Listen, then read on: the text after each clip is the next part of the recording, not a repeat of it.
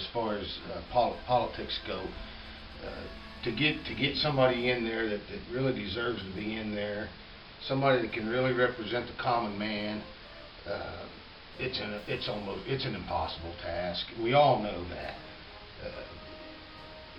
It takes millions of dollars to become president.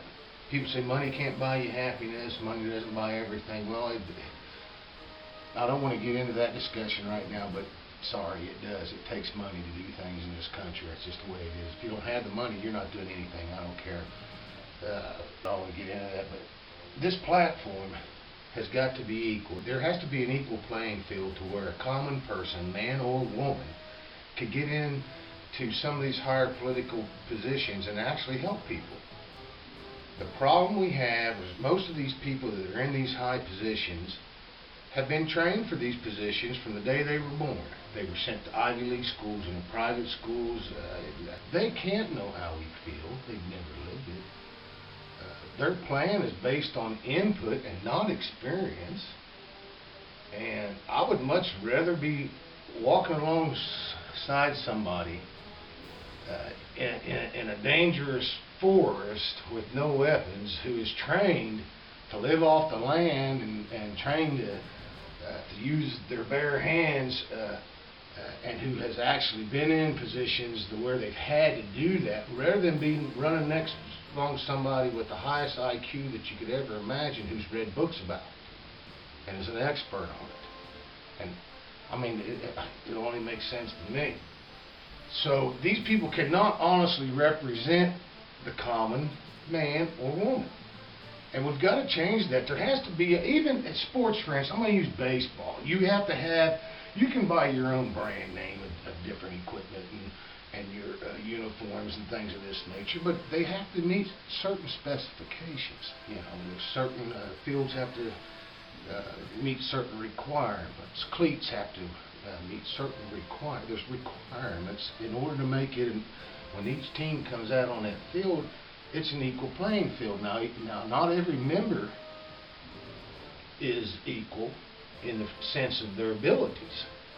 Some are better players, some play different positions a little better than others, but it's an equal playing field. We don't have that in politics. What we have in politics is he with the biggest money and the most powerful friends wins.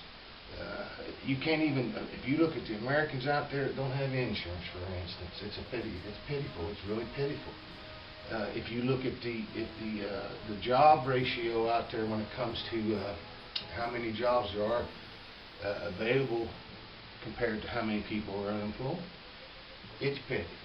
So these are things right here, you know, that are, to me, they're not an easy fix, but unless you've lived it, you really can't know how to fix it. You're just grasping straws, and it takes so much longer for it to get fixed, and sometimes it's never fixed. America needs to be able to present their choice of political leaders. Instead of these political leaders being the ones in the power positions to show us who our choices are. We need to be able to make the choices, and we can't do it because right now it's set on a platform where it takes too much money. I say we change that platform so that airtime is equal, newspaper press, all this stuff there has to be an equal playing field for people. And then may the best man win, not the richest, not the richest, because the richest man is not always the best man.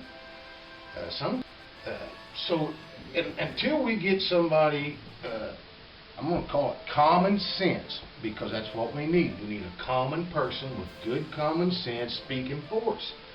And we need to be able to send people from our communities to be elected to these higher political positions, and there needs to be a process for that. And there's not, yes there is, anybody can run for this and anybody can run for that. I understand that. I understand the free will to run. I understand to become a candidate, what it takes and the process. I understand that. But if you don't have the money, forget it. Forget it. You're not going to make it any which way. You can apply all you want. You can do everything you want to do.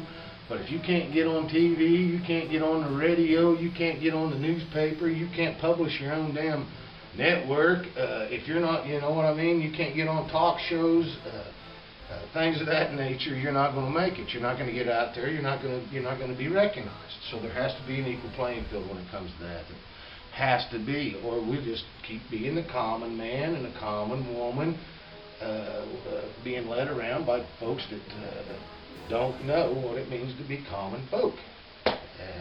That's sad, because together we can change that, you know. Hey, you know what? I don't care what makes a pig stink. I just know he does. And I'm pretty sure it's because they don't bathe and they roll around in their own crap. But there's a program, and I know you've heard about it, where there was millions of dollars spent just trying to figure out, why does a pig stink? What the hell's that all about? You know, that money could have went somewhere else. There's so much of that happening, and then we got the debt. We're giving people bailout money, and that's exactly what they're doing. They're taking the money and they're bailing out on us. Take a trip to Washington, D.C. with your small business group. Take 5 or 6 of you in a van, go up there and ask them for 10 grand bailout money and see how they laugh at you. But they'll give 10 billion away to somebody and let them walk away with it. So, you know what I mean? The wheels are being greased all the way around, and the reason is because we're allowing it. We as Americans are allowing it. Skimming starts down here and it goes up to here. We got it in our own local communities. We got to stop it there. We got to make these politicians responsible for their choices. These judges, these lawyers, these prosecuting attorneys, the coroners. I mean, you look at the power some of these people have, and it's just, my goodness sakes, you know, it's ridiculous. Nobody's being monitored, regulated. These committees are not doing their job because once again, there's no common folk really there, and it's getting short-lived in your own communities. If you look around you, you're not going to find too many common folk even in your own leadership in your own community.